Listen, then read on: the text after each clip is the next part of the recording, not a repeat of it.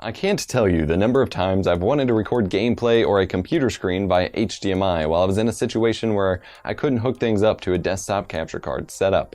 And I've also received never-ending comments of gamers trying to record on their laptops, which doesn't often go over well. AVerMedia has released their latest solution to this problem, the Live Gamer Portable 2. I'm EposVox, here to make tech easier to understand and more fun via free educational tech videos, and let's review another capture card, one of my favorite kinds of videos to make. This TOBLERONE looking device takes a 1080p 60 or lower HDMI signal, passes it through to your TV or monitor, and records it to a MicroSD card without the need for a computer. It's like magic. I've covered a lot of capture cards, and I can only repeat the same concept so many times, so let's keep this review simple. The design is weird, but the functionality is pretty cool. Okay, thanks for watching, bye! Just kidding. The design does turn me off a bit, but you know what? It's a tool for recording. It doesn't really matter what it looks like. It's no Atomos Ninja or Shogun, but it's a gaming capture card, and it looks like it. The front of the device features a giant record button, which glows red if it's not ready to do anything, blue if it's ready to go, and pulses red while recording. There's also a mode switcher for switching between PC capture card mode for recording with their RE Central 3 software, which has improved greatly since my last look at it, a PC-less mode for recording directly to the microSD card, and a card reader mode for allowing you to access the files from the microSD card on your computer. It is worth noting that changing the modes will reset the device and cause your output signal to cut out for a moment while it changes modes. There's a volume rocker for your headset sound and a 3.5mm 4-pole pass-through setup for taking your chat audio from your game controller and passing it back out to your headset, and vice versa for your headset microphone. The bottom features great rubber gripping to avoid slippage, which is great at gathering dust. The back features the HDMI in and out ports, the micro USB jack for hooking up to a computer or other power source, and the microSD card slot.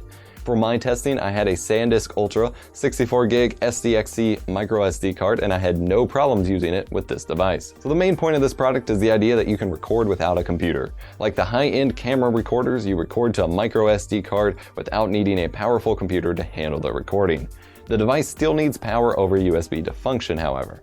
Not a big deal since everything has a USB port these days, but I did have some issues. The first weekend I received the capture card, I was house and dog sitting for my parents. I took my Wii U with me and planned on playing and recording it while I was there. However, while the LGP2 was hooked up via the USB ports on the Wii U, it would not record.